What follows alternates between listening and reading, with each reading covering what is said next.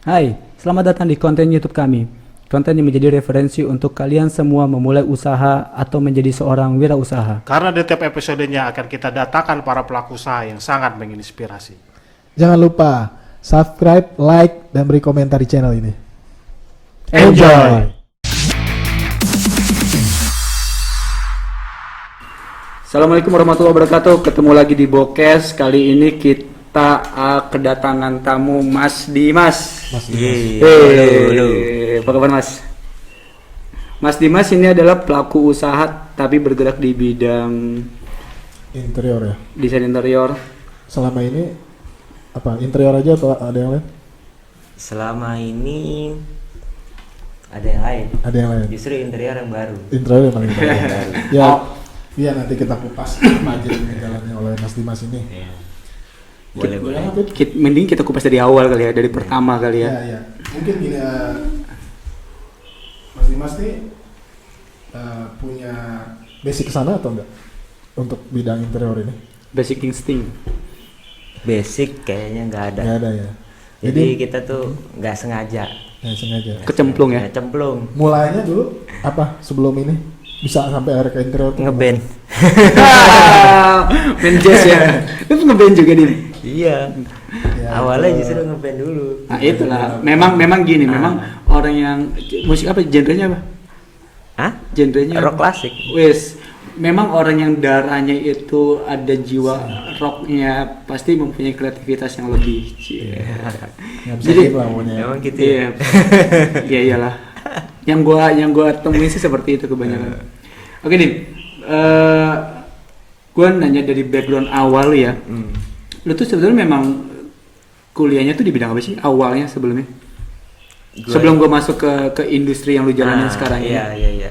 Iya kalau kuliah sebenarnya ada hubungannya. Oke. Karena kan gua kan di advertising. Wes, Awalnya apa tuh? memang Itu nggak advertising. jauh-jauh ya berarti ya. Nah, jadi advertising kan biasa ada desain, ada itu, ada apa namanya fotografi dan segala macam. Ya, Terus ya. mengenali produk kayak gitu-gitulah. Ya, Cuman sebenarnya kalau urusan kuliah enggak ini ya, justru lebih ke pengalaman ya kalau misalkan Pengalaman, susah. betul. Kalau Jadi lu nggak ada pendidikan itu?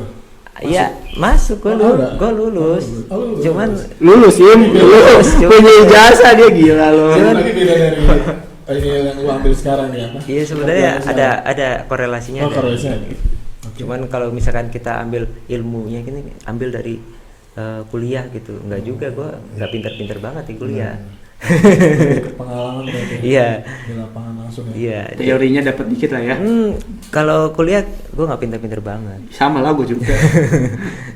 Lulu- nggak gue bilang sih gak penting sih pintar tuh, yang penting kita punya semangat dan jiwa petualangan aja sih. Waktu lu lulus SMA atau nggak lu masih SMA pernah nggak lu pikiran ini gue bakal ngelakuin ini gitu apa yang sekarang lu lakuin, pernah nggak? Atau Enggak. ini gue Pikiran nggak? usaha atau Punya cita-cita apa gue lah akan gitu. fokus usaha atau gitu. Pernah nggak? nggak pernah. Nggak pernah ya. Itu. Jadi ya sebenarnya apa ya? Kalau dibilang cita-cita, ya kita nggak kepikiran kalau kita mau bikin usaha nih kayak gini nggak. Ya awalnya tuh memang dari kuliah, terus habis itu ya biasalah kan anak-anak kuliah kan biasanya Iya, sukanya nongkrong. apa gitu kan. Waktu itu gue sukanya ngeband waktu itu. Oh, nyimeng. Oh enggak. Ngeband. Heeh. Nah terus habis ngeband, terus habis itu ke setiap acara datang gini-gini kan segala macem. Nah terus habis itu mulai kita butuh kebutuhan ya kan. Tapi gue, maaf gue potong. Tapi band lu tuh eksis, maksudnya sampai selevel apa sih lu ngeband tuh? Iya lumayan eksis dulu. Pernah bikin album? Dulu pernah gitu. Sama aja ya berarti ya sama teman-teman kita juga ya. Sama. Oke. Cuman posisinya mungkin belum beruntung lah. Nah, Ya karena biasanya ya zaman ya kayak gue pernah ngeband juga ya, kita punya mimpi gitu ya. Ya mimpinya pasti dikenal, karya-karyanya banyak didengar orang. Nah, itu Pengennya dia. kan jadi Nah. itu jadi suka kepikiran pasti di saat itu, wah ini bisa jadi sumber mata pencarian hidup gua. Itu betul. Hayalannya gitu, tapi mungkin ketemu nanti pada satu titik ketika umur makin nambah nih, pasti gue ngapain sih gini? Katanya gue gini-gini Iya. aja gitu. Ternyata apa? Itu kita mengalami, ya kita ada mengalami ya kenyataan hidupnya beda gitu. Apa lu gitu akhirnya lu? Iya, kalau itu benar tuh. Jadi mungkin dari awal pertama kali itu mungkin cita-citanya itu ke situ. Iya, asli. Di situ arahnya ke sana, mau ya pokoknya Rekaman supaya lah, gitu rekaman, supaya band ini Iya, bisa hidup, dikenal segala macam. kita bisa terus berkarya gitu. Nah, cuma belum dapat titik temu waktu itu. Nah di saat ke band itu lu udah ketemu profesi lu sekarang belum? Belum. Belum ya? Belum. Oh jadi emang kayak kita mentok dulu ya? Itu kan dia waktu kuliah kan? Hah? Waktu dia kuliah Iya, kan? tapi biasanya gitu. Gue juga kan ngalamin Hmm. jalan dulu gitu sampai satu titik gue mikir kok gue main-main doang hidup gue gitu. Gue Ya. kapan apa? Gue nggak pernah kepikiran kalau gue tuh Iya. mau usaha atau enggak gitu. Iya, Asal betul. usaha apa yang akan gue jalani? Nah itu kan kita karena Bokes ini kan emang ngangkat anak-anak muda apa kita untuk apa buat jadi referensi ya anak-anak muda tuh gimana kalau sebelum lulus atau pas SMA itu dia udah berpikir kalau kita ini harus lulus kita punya usaha atau pas kuliah kita harus sudah Punya- jalanin usaha punya gitu. cita-cita yang Cita-cita mulia. itu gitu nggak mikir kerja gitu. Makanya gua ngundang lo pengen tahu masalah itu apa lu dulu pernah kepikiran apa enggak gitu. Ternyata ya dengan berjalannya waktu lo nongkrong lo Gue tuh band. nggak pernah kepikiran, tapi gue melakukan sesuatu selalu serius. Oke, Jadi fokus tuh ya. selalu serius Iya, gitu. iya. Walaupun udah misalkan waktu kita ngeband ya serius gitu. Tapi sampai kita punya target gitu, maksudnya sampai mana gitu. Iya ya. Sampai mana akhirnya baru kita ketemu apa ya. Jadi waktu Ketemu passionnya. waktu ngeband itu kan kalau kita ngeband itu kan biasanya di acara-acara gitu kan. Event juga. Event gitu kan. Nah, kita ngeliat kan kayaknya asik juga ya Dari ngerjain situ event. lihat punya- Kita dari situ. lihat tuh, gitu. Dari situ Peluang. ngelihat kok enak juga kayaknya ngerjain event gitu. Nah, kebetulan juga teman-teman apa Dari satu namanya grup itu? dari satu grup dari teman-teman sekeliling juga gitu, ada yang punya kayak IO kayak gitu-gitu. Oh. Nah, mulailah ikutan apa ngerjain acara-acara. Kerja-kerjaan itu ya. Iya. Kerjaan yang menghasilkan. Enggak juga menghasilkan Belum. juga Om. Belum, itu Enggak sebenarnya baru proses belajar mungkin. lebih Lebih kita mau tahu ya? lebih apa yang kita kerjain yang kita yang seneng gitu. Oke. Jadi gini, kesimpulannya lu jadi lu memulai usaha event itu sejak lu lulus kuliah. Ketemunya di saat ngeband. Pada saat lu jenuh ngeband gitu ya. Iya. Atau gimana? Iya bersamaan sih sebenarnya. Bersamaan ya? Gitu. Jadi karena kita senangnya kan di dunia ini gitu. Oke. Di dunia ini kita senang, terus habis itu kita bersamaan. Sebenarnya pas mulai di event itu kan mulai banyak tuh. Misalkan kayak kebutuhan event itu kan ada perlengkapan acara. Oh. Ya kan? Oh, berarti band lu juga masuk ke dalam event itu juga, pengisi acara itu juga. Iya, karena gini kita dulu kan bareng-bareng gitu. Misalkan dulu ngeband bareng sama salah satu produk gitu rokok gitu apa gitu ya. Nah itu kita bareng-bareng gitu, jadi nggak kayak Bikinnya itu, bikin Bikinnya, event itu. apa namanya bukan bareng-bareng gimana sih maksudnya? Kolaps Iya kita tuh kerjasama. ininya bareng gitu. Jadi si CEO-nya sama pengisi acara tuh kita berjalannya berbarengan. Oke, benar. Jadi kayak misalkan roadshow gitu. Roadshow. Kita Iya. jalannya tuh bareng-bareng. Dan itu lo ikut ngerjain di situ. Nggak itu kerjain tapi ngelihat. Ngelihat, dari situ lu Nah, dari belajar situ situ ya? baru mulai lah. Tapi pada saat itu lu lagi ngeband. Baru masih itu baik. Dia sebagai ininya pengisi acara itu. Jadi gue coba tanya lebih itu ya, lebih ke arahnya ya. Faktor jadi gini. Jadi lu setelah kuliah lu nggak memutuskan untuk kerja sebagai karyawan. Belum. Jadi lu coba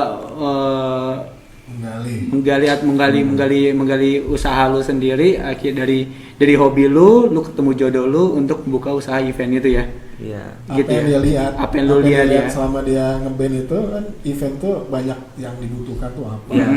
Salah Seperti satunya itu, ya. mungkin dia awal dari situ wah ini mungkin bisa jadi Maksudnya apa kesempatan ke gua nih. equipment Hah? atau apa sih itu? Ya nggak tahu ya mungkin Iya. apa banyak kan perintilan tuh yang perlu disiapkan tuh kan. Karena Jadi- kalau di IO kan ada ininya ya, ada activity gitu kan. Kalau activity kan lebih konsep. Nah, gue lebih tertarik lebih ke productionnya. Oh, Jadi oke. lebih production tuh artinya pengadaan. Jadi bukan konseptornya ya. Jadi lo kayak subkonnya sebagai Iya sebenarnya bukan tetap konsep. Hah? Tapi kan konsep kan kalau di acara itu kan ada yang namanya kayak rundown Iya. dan segala macam. Terus proposal gitu. Ya proposal terus konsep dari eventnya itu apa gitu. Kalau gue lebih ke konsep gimana production dari si acara itu lebih menarik. Misalkan di suatu acara kita bikinin pintu masuk gate-nya kayak gimana kayak gitu misalkan. Dan itu membutuhkan workshop ya tempat untuk Ya. garap itu ya. Nah, gue coba mau merinci nih. Jadi ini kan band lo nih. Jadi lo setelah itu lo memutuskan untuk buka usaha sendiri di bidang event organizer lah. Kita sebutnya seperti itu. Band lo kan udah selesai nih. Masih dijalanin atau enggak? Udah tutup. Nah, Udah itu tutup. dari- Nah, pensiun dia. berarti kan dari band lu itu yang ikut sama lu terjun itu Nggak ada. hanya lu aja. Nggak ada. Berarti lu yang melihat peluang itu sendiri. Iya Bisa dibilang gitu ya. bisa dibilang begitu. ya memang gini, memang sisi seorang apa ya, kayak jiwa usahanya tuh lu ada gitu loh, karena kan banyak juga Dia melihat peluang itu. banyak juga ya pemain musik, ya udah kalau dia udah main musik selesai ya udah mungkin dia pilih kerja kantoran atau pilih kerja apa, kan ada juga kan. Cuma kalau lu kan jalur lu tuh beda kan. Nah sekarang gue pengen ngarahin ke event lu nih, ke kerjaannya lu jalanin. Berarti pada saat lu memutuskan untuk menjadi seorang yang bergerak di event organizer, lu butuh tim nggak, atau enggak kenapa lu bisa terjun ke situ? Terus apa sih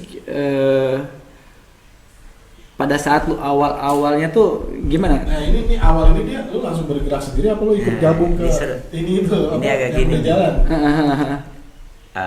Kan kalau di musik ini kan berkaitan deket sama ya namanya sound system. Ya, Oke. Nah, awalnya di situ nih. ya iyalah kalau Ya. ada sound system, Awalnya dari sound system. akapela. Akhirnya Kayaknya pakai subsidi lagi. Ya gimana? kita nggak dipanggil, kita nggak dapat orderan band, Oke. tapi kita dapat orderan sound system. Sistem. Nah awalnya di situ. Gitu. Oh, Awalnya di situ. kecebur ini mas sebetulnya ya. Orang produksi di belakang yang lain ya. Belum dari sound system dulu. Nah dari sound system itu kan gue sering ngadiin acara gitu. Gue ngeliatin, wah ini bikin panggung pakai backdrop gitu kan, ada backdrop, ada gate-nya, ada wall frame. Kayaknya enak banget gitu. Maksudnya gue tanya kan sama yang itunya, ini habis dipakai dikemanain? Terus dia bilang Limbah ya, dia. nanti dipakai lagi. Enggak lah, kalau dibawa gitu pulang, dibawa pulang jadi Dibawa- bisa dipakai berulang. dibawa pulang, dipakai lagi gitu. Loh, berarti belinya cuma sekali dong. Sekali ya. Nah dari situ gue ngeliat, Tapi di quotation-nya berkali-kali itu. ya iyalah, itu namanya juga jualan. Iya. Ya. Ya kalau barang-barang dari event itu kelihatannya pulang ke workshop, Masuk. terus masih bisa dipakai lagi gitu. Biasa gitu. Nah terus gue pikir-pikir, gue tadinya pengen, padahal waktu itu gue jalannya di sound system. Beli barang sound system kan mahal. Ya pasti. Iya, kayak kita mau investasi gitu mau usaha sound system. Gue pikir, wah effortnya gede juga gitu, karena kan harus beli alat dan segala macam itu, kayak alat mahal. Pada saat itu gue belum mampu untuk itu. Ya gue ngeliat peluangnya di situ. Pas gue lihat di acara, ngeliat peluangnya ada di production. Nah kebetulan juga kita tuh gue punya teman, dia tuh bisa lah, maksudnya dia tuh Bantu. tukang lah Iya. gitu, jadi dia Bisa biasa, kerja lo iya lah, gitu. bantu kerjaan lo. Dia tuh tukang sebenarnya, cuman dia bisa waktu itu ngeband, jadi kenal sama gue. Nah, terus gue ajak waktu itu. Oh, dia nggak ada basic pengalaman untuk production waktu itu, untuk kayak gitu nggak ada. Cuman gue ajak, ya bikin gini. Kadang-kadang kalau misalkan pas acara gue ajak dia tuh, gue suruh ngeliat, oh ini kayak gini, bikinnya kayak gini. Iya. Nah, akhirnya barulah mulai merintis di situ. Iya. Kita kecil-kecilan buka workshop, terus kita mulai untuk masarin ke arah Dari teman ke teman dulu ya. Sekalian Iya. ingin lo bawa sound system juga mungkin. iya, Iya waktu kan? itu masih terus Dari situ kan masih bisa gitu. langsung ketemu sama yang Jadi misalkan kayak acara. acara kan satu paket nih, bikin acara ini gini segala macam. Nah itu mulainya tuh dari situ. Udah mulai ke sana, malah cenderungan sekarang ini lebih fokusnya ke production. Ya jadi gua pikir ya, Hmm. kita kalau ya masih muda emang harus nongkrong. Iya. Nongkrong. kita Nongkrong nggak sebanyak, tahu- tapi nongkrong positif lah ya. Nongkrong positif. Jadi gaul Iya. itu kemana aja. Kita nggak tahu tuh di mana ada kesempatan tuh. Ya. Kita nggak tahu. Tapi Setuju. kalau kita diem di rumah aja, Nah itu dia. nggak berkembang. Maksudnya emang awalnya ngeband, tapi Iya. ujung-ujungnya kalau kita punya tahu peluang apa gitu nanti ketemu sendiri gitu. Jalannya Iya, nanti itu pasti. ada di situ, gitu. Pasti. Kalau gue lihat sih itu, jadi anak-anak muda tuh jangan di rumah baik. Gitu. Ya biar walaupun nongkrong juga nongkrong sama Iya, lihat kawan positif, juga yang yang positif benar. juga. Karena ntar hasilnya insya Allah positif lah. Positif, betul. Kayak gitu sih. Terus Dim, dari mulai lo mencoba tuh merintis, akhirnya kan lo bikin karena lo dapet partner kan saat itu ya. Apa sih biasanya kendala-kendala yang lo hadapin tuh? Kendala-kendala gini kan biasanya kalau orang membuka usaha itu kan pasti ada kendalanya. Dia pasti punya cita-cita juga kan. Terus di perjalanan juga ada kendalanya. Biasanya lo kendalanya tuh apa tuh?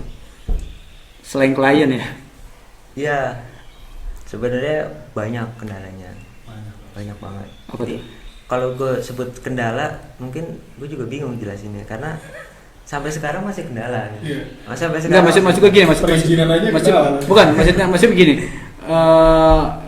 Kayak lu kayak pedagang soto lah ya. Iya. Dia punya cita-cita untuk berdagang soto, akhirnya berdagang soto kan. Terus di tengah jalan pasti ada kendalanya, apakah apakah gimana, apakah sepi, apakah Sepi, sewa, gitu. apakah dia dibohongin sama karyawannya segala macam kan pasti ada. Mungkin kendala lo apakah dari modal kah atau dari apa modal gede pada saat itu? Iya, kalau modal kan namanya usaha semuanya Perlu modal. urusannya ke situ gitu. Hmm. Urusannya ke situ. Nah, cuman menurut gue tuh nggak cuma sekedar itu, banyak faktor yang lain. Misalkan kita tuh harus bisa memaintain orang, Ya. manajemen orang itu Mental, paling iya. paling menurut gue kendala itu paling susah Paling sampai sulit, sekarang. ya. Sampai sekarang. Semua usaha tuh. Manajemen Iya. orang. Jadi Manajemen orang itu. manajemen orang. Manajemen orangnya mesti manajemen orangnya dalam artian apa nih sekarang? Jadi kayak misalkan penugasan gitu misalkan. Berarti ya anak buah lo nih. Nah, Oke. kayak pekerjaan ini perlu orang yang misalkan perlu seorang si A gitu. Nah terus pekerjaan ini perlu orang si B misalkan gitu. Nah si A sama si B ini belum tentu bisa sama nih. Jadi kayak mungkin belum tentu kayak air sama minyak. Belum tentu cocok lah ya. Belum tentu cocok gitu. Nah itu sampai sekarang masih. Oh iya, berarti jadi pada saat lu mendelegasikan si A untuk membuat ini sesuatu, Iya. Ya entah apa itu. Jadi kita tuh kita tuh untuk menyatukan orang-orang Ya yang itu kan kerja memang sama kita itu memang tugas lu untuk itu memanage. Kan lu bos ya harus memanage, Iya. harus mengatur itu semua ya. Nah, Ya itu kendala paling sering kali ya. kendala itu Kalau itu mah kalau gue bilang tuh kendala berjalan ya, sampai ujung juga pasti ada kendala Makanya, seperti itu. tadi gua Maksud bilangin, maksud kendala gue, sampai sekarang maksud gue belum selesai. Maksud gue bukan kendala itu. Jadi kan gini, ada suatu perusahaan yang bisa dibilang maju pun punya kendala. Cuma kan itu kendala yang memang kayak kita ngegaji orang tuh kendala sebetulnya kan. Ini orang sesuai nggak sih sama yang harus kita gaji, yang harus kita keluarkan kan. Itu kadang-kadang bisa kendala kita juga, bisa berbenturan juga. Maksud gue, pada saat lu memulai usaha, lu tuh punya kendala nggak sih? Lu maju mundur, ataukah lu jalan kayak udah kayak air mengalir aja? Oh iya banyak om. Kayak apa? Kayak misalkan kita tuh dapat kerjaan itu belum tentu untung gitu. Rugi. Karena kita nggak tahu kan. Pertama-tama kan kita nggak bisa ngitung. Tapi kalau sekarang nggak ada kejadian kayak gitu? Masih ada. Itu bukan dalam berjalan ya sekarang ya? Iya, nggak maksudnya gini. Kan kita kan itu salah satu faktor di mana orang tuh nggak berani ngejalanin usaha. Oh iya betul, resiko yang dihadapi. Berarti kita sebut itu adalah bagian dari resiko ya, bagian dari resiko ya. Jadi lu kayak subsidi silang lah ya. Berapa tahun nih lu udah jalan? Sekarang sih udah hampir 10 tahun. 10 tahun. Lu punya karyawan tetap atau gimana? Ya. Atau cuman partner aja? Ya ada yang kerja. Itu Tetap buat ada. usaha udah lama dan harus Udah lama. Dan Ya, karena dia sebenarnya kan- artinya bukan juga itu udah berjalan dengan baik, belum juga gitu. Kalau misalkan orang bilang, sukses, udah sukses lo gitu. Oke. Arti sukses tuh menurut gue tuh masih jauh. Nah makanya gue mau masuk ke pertanyaan itu nih. Lu kan udah 10 tahun nih melakukan usaha ya, walaupun mulai dari usaha yang lu harapkan kayak rental sound system kan, terus akhirnya kecebur tidak sengaja jadi di eventnya kan. Nah maksud gue cita-cita atau tingkatan berhasil lu tuh kayak gimana sih? Lu tuh punya harapan untuk tingkat keberhasilan itu seperti apa? Dilihat dari nilainya kah, atau asetnya kah, atau besarnya perusahaan lu yang lu kelola, atau gimana sih? Nah ini Karena 10 tahun tuh lumayan lama loh. ini sulit dijawab. Karena gini. Gak apa-apa bro, karena gini loh, kayak gue tuh kayak punya ekspektasi, gue 5 tahun ke depan gue harus kayak begini. Karena kalau gue nggak mendapatkan sesuatu, ya minimal gue kayak 60%-nya gue harus menggapai itu loh. Karena kalau misalnya gue nggak ke situ, ya gue kayak sia-sia di waktu aja gitu bro. Itu dari persepsi gue ya. Iya. Kalau kayak dari persepsi Om Dimas. Iya, kalau gue sih makanya gue bilang ini agak sulit dijawab gitu, karena pertama gue pencapaian itu kita tuh masih beranggapan kita masih berproses. Jadi sampai saat ini pun gue berpikir gue masih berproses gitu, karena kita tuh belum mendapatkan apa sih seperti kayak anggapan ya, makanya itu kayak perumpamaan rumput tetangga itu lebih hijau daripada kita gitu. Pakai itu aja, pakai rumput sintetis. Itu juga sebenarnya kayak kita ngelihat tetangga lebih hijau. ya, kita ngelihat orang gitu kan. Tapi kenyataan di dalamnya kan Belum ya tentu kan, gitu, belum tentu. Nah itu juga yang terjadi di kita juga Iya, gitu iya. gitu. Lihat orang gitu ya. Kayak kita tuh merasa kita masih berproses. Nah tadi yang dibalik lagi yang awal tadi itu sebenarnya pentingnya kita berproses itu penting banget. Iya. Proses itu penting banget karena di dalam proses itu kita yaitu ngalamin kegagalan.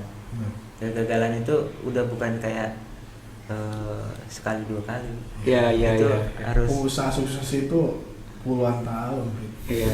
Ya kalau kita bilang 10 tahun itu sebenarnya masih ini ya. masih bayi. Masih bayi, masih kecil gitu. Oke. Sekarang lu udah berkeluarga belum? sekarang udah Udah ya. Umur berapa sih? gue lupa umur gue berapa. Enggak maksudnya udah di atas 30. Ya kira-kira Ketika lo nikah itu lo udah jalanin usaha ini. Sebelum nikah dong. belum. Oh, malah sebelum. Ya jadi sebelum ini belum. Sebelum nikah udah. Terus lo punya harapan ke depan nggak? Pengen kayak gimana gitu? Berapa tahun ke depan? Ya Apa lo mau jalanin aja? seperti saja ya. Kalau gue sih sebenarnya gini, kalau apa yang kita jalanin ini, yang penting kita bisa nikmatin itu aja sih sebenarnya. Oke. Karena mau gimana kita kejar gitu kan? Kalau nggak bisa Iya, betul. Nggak ada yang bisa kita ini. Karena memang ekspektasi orang kan berbeda-beda ya. Gitu. Dan lu sekarang merambah ke ini ya, yang gua tahu lu merambah ke Interior sekarang. sekarang. Udah berapa lama jalan? Nah basicnya sebenarnya gue itu kan desainer. Oh, bisa. Nah Desain interior. dari kuliah kan gue belajar desain. Bisa. Nah desain itu merealisasikan sebuah produk kayak production atau apa segala macam. Itu gue lewat desain. Nah kebetulan di interior kan juga sama juga kan, desain juga gitu. Desain juga. Jadi ya terus kebetulan orang-orang kita juga yang kerjanya kan kayu-kayu gitu kan segala macam kan berhubungan. Nah makanya kita coba merambah ke interior. Apalagi nih kayak zaman sekarang nih yang lagi COVID kan, event udah nggak ada kan. Lo menghadapinya nih dengan lo kan event nggak mungkin ada kan. Tapi itu sekarang ini kan klien masih tetap berjalan. Tetap berjalan. Masih ada kerjaan ya. banyak pending kalinya eventnya. Pending. Ya ke pending. Cuma pending itu menurut gua ya kita harus menyikapinya ya kita bersyukur aja lah. Iya. Oh berarti lu sekarang ngejalinin dua bidang ya? Dua bidang. Desain interior dan event itu ya. Eventnya lebih ke workshop ya? Iya di production. Di productionnya ya. Terus lu gimana? Lu berpartner atau sendiri nih untuk ngejalin usaha ini? Iya kita berpartner. Berpartner. Sekarang ini kan kebutuhan pekerjaan itu kan harus apa namanya punya tempat usaha, punya kantor, terus punya workshop, punya badan usaha. Masih berpartner lah ya lo saat ini ya. Kita berpartner. Karena ya nggak bisa lah kita kerja berjalan sendiri, nggak bisa. Iya. Karyawan ada berapa Din? Karyawan kalau yang sekarang dipekerjakan ada 15. 12 ya. Banyak ya. Kalah. Gue main buruh. Berarti kalau misalnya lu udah ngomongin karyawan ya, berarti lu harus mempunyai udah fix cost untuk pendapatan ya per bulannya ya. Karena di luar lu sendiri kan lu butuhkan itu kan. Karena kan memang kendalanya para pelaku usaha itu ya bagaimanapun dapur harus anak istri itu kan harus dibiayakan ya. Dan kita tuh nggak punya gaji. Lu memanage pendapatan tuh kayak gimana tuh? Memanage pendapatan raca. Apakah lu mempunyai ya dari sisi lu sebagai pelaku usaha ini memanage pendapatan cash flow lu seperti apa? Gua nggak pinter yang ngitung-ngitung, makanya itu salah satu kekurangan. Lu sebagai marketing juga kan, lu jualan juga kan? Marketing. Tapi bisa desainer suka gitu sih. Ya gue bisa jadi konsep, tapi ketika realisasiin gitu kan, nggak taunya bisa bengkak juga ini ya. Tapi untuk maksud gue untuk karyawan terus untuk lu pribadi sendiri setiap bulannya nggak keganggu lah ya. Gak bisa kita ngomongin Gak gitu bisa, Om. Gak bisa. Jadi di usaha itu nggak selamanya itu safety. Jadi nggak selamanya itu safety. kayak ada rame-rame, Iya. Iya, tapi kan dalam rumah tangga nggak bisa bilang kayak begitu kan. Lu harus punya pendapatan tetap kan. Nah itu dia, itu tantangannya. Oh gitu. Itu tantangannya. Jadi kalau kita mau usaha gitu, itu harus siap. Lu nggak bisa apa namanya memprediksi lu punya pendapatan tetap, apalagi lu pelaku usaha. Lu kalau kerja sama orang ya bisa apa namanya, kita usaha ya, namanya usaha kita tuh nggak misalkan kita jual suatu pekerjaan itu nilainya 10. Tapi kita itu 10 ini baru modal misalkan. Nilai 10 baru modal. Kita berarti kan kita jual 20 lah. Ya. Kita jual 20 miliar nih. Ya ceritanya. Ya, ceritanya. Kan ini baru kita ngomong ceritanya. Iya. Kita jual 20. Nah, kemudian kita melihat timeline kerjaan kita di workshop. Nah, terus nganggur ini, nggak ada kerjaan, ya kan? Nggak ada kerjaan, operasional jalan terus, benar nggak? Operasional jalan terus. Gue mungkin kadang-kadang gue ambil yang 10 itu, walaupun nggak untung kan, tapi operasional gue ke cover. Iya. Nah kayak gitu-gitu, itu berarti kan nggak ke dapur kita om. Itu masuknya ke resiko bisnis juga ya berarti ya. Iya, begitu. Jadi kayak semacam kalau kita ngomongin untuk memotivasi teman-teman semua gitu. Maksudnya itu bagian dari resiko kalau lu menjadi seorang pelaku usaha itu seperti itu, karena gini, kalau gue ngelihat yang namanya para pelaku usaha, gue sih ngeliatnya begini ya, gue nemuin beberapa pelaku usaha walaupun dia skalanya kecil bisa dibilang kita kayak memandang remeh, kebanyakan orang memandang remeh pelaku usaha itu, tetapi mereka tuh mempunyai neraca keuangan yang baik loh, baik banget. Makanya gue kadang-kadang iri sama mereka, kalau bisa saya sebaik itu ya neraca keuangan lu tuh kayak profesional banget, padahal kayak misalnya kayak jualan soto cabangnya 3, dia tuh bisa masukin uang untuk istrinya aja ya, misalnya kayak 30 juta sebulan.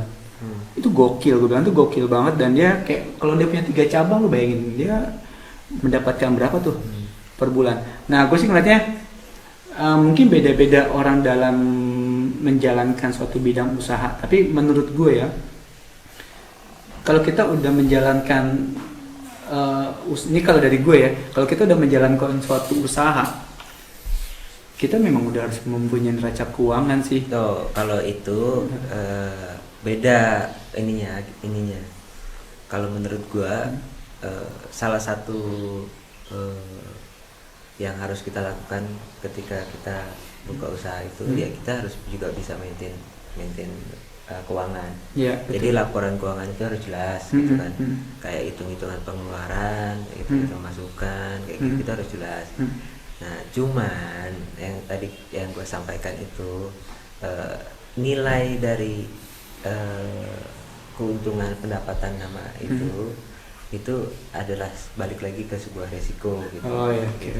Jadi kalau perhitungan tetap perhitungan. Ada ya, tetap ada ya. Perhitungan tetap ada gitu. Cuma itu resiko ya. Tapi kalau kita bilang keuntungan profit atau pengeluaran berapa itu ya belum tentu sebanding. Belum tentu sebanding. Kayak misalkan kita juga harus tahu kan persentase berapa persen yang kita keep untuk di keuangan kita sendiri pribadi ya. Terus habis itu berapa persen untuk modal, berapa persen untuk investasi, kayak diputarin lagi kayak gitu-gitu. Kita kan harus ada ininya kan. Nah, cuman di dalam proses perjalanannya itu kan nggak semuanya harus lancar-lancar aja ya. Iya. Itu bisa puzzle gitu. Itu bisa puzzle gitu. Ya mungkin lebih ke bidangnya ya. Mungkin kalau misalnya lu kan semergut, lu bisa memetakan seperti yang gue tadi sebutin ya. Karena makanan kan orang konsumsi setiap hari. Tapi kalau di bidang lu nggak bisa kayak gitu lah. Maksudnya untuk menjalankan bidang usaha yang berbeda pasti punya treatment yang berbeda juga. Beda, tapi gue lebih coba berbicara general ya. Kayak menurut gue sih sama aja semua. Sama aja. Karena namanya jualan gitu. Jualan juga ada potensi. Iya. Sip. Itu menarik banget sih. Harus siap sih sebenarnya kalau kita mau. Kalau gue lihat kesimpulannya jadi gini. Om Dimas ini nih udah menjadi seorang pelaku usaha tuh udah lumayan lama, 10 tahun. Dan dari pembicaraan ini gue tuh kan kita ada beberapa narasumber ya, cuman gue ngambil kayak poin-poinnya. Kalau poin di sini gue menariknya kan kita ini berbicara untuk orang yang mau melakukan usaha ya, kita mengarahkan ke sana anak-anak muda. Cuman boleh disaring ke teman-teman juga. Om Dimas ini kayak banyak bicara masalah gitu. Setiap usaha tuh memang kalau kita kontrolnya dengan baik itu berjalan dengan baik ya kan. Tapi memang selalu ada resikonya gitu loh. Yang gua kutip sih seperti itu tuh. Menarik banget sih menurut gue. Ya, sekarang bisa Mas Dimas kasih tahu tipsnya atau Untuk orang yang untuk untuk para yang pelaku yang mau mulai baru mulai usaha. usaha anak muda itu. Ya, sebelum kita closing. Ya, tipsnya Hmm, atau sarannya gimana? Saran tips and trick paling ini ya, gimana? mungkin yang gue jalanin aja Iya, kali ya. iya, nggak sesuai apa yang lu pengalaman lo. Kalau ada opini. Pertama, satu konsisten. Oke. Ya, kita Selalu harus penting harus, tuh. harus konsisten terus gitu ya. Yang kedua, kita juga paling tidak mempertahankan kita punya karakter. Jadi Penting, supaya kita bisa bersaing dengan yang lain, kita harus punya karakter gitu. Keunikan ya. Nah, jadi kayak misalkan ya Tentunya beda pelaku dengan usaha orang A lain. ini banyak, Benar. pelaku usaha A ini banyak, tapi bagaimana kita bisa berbeda di antara yang A ini, itu harus punya karakter. Siap. Menarik banget sih menurut gue. Ini kita tuh ngomong tuh sebentar ya, tapi kesannya kayak lama banget kan, karena memang ya memang durasi juga Ya, ya. jadi ya, balik lagi ya, anak muda itu cari memilih usaha itu ya mungkin Bener sesuai passionnya. Kalau gue bilang nih ya, ya dia mempunyai karakter sendiri itu yang beda gitu. ya kalau gue bilang Dimas nih unik. Dia memang menjalankan usaha sesuai passionnya. Ini passion banget kalau menurut gue. Jadi dia tuh kayak Ya karena sesuai dengan bidangnya. iya, enggak kan, karena gue ngeliat ada beberapa pengusaha, jadi dia nggak ngeliat passion sih sebetulnya, ngeliat keuntungan dan ngeliat peluang. Kalau Dimas, kalau gue boleh nilai ya, dia 60% memang dia passion gue di sini, apapun yang terjadi, gue nggak punya target tertentu, gue harus jalanin terus. Gue sih ngeliat seperti itu. Oke, menarik ya Em. Jadi kita tuh udah ngomong banyak panjang lebar sama Om Dimas, orang yang bergerak di bidang usaha desain interior dan event ya, bisa dibilang event dan brand activation. Makasih udah nonton episode kali ini. Gua Abdul. Wah, ini Gue Dimas. Assalamualaikum.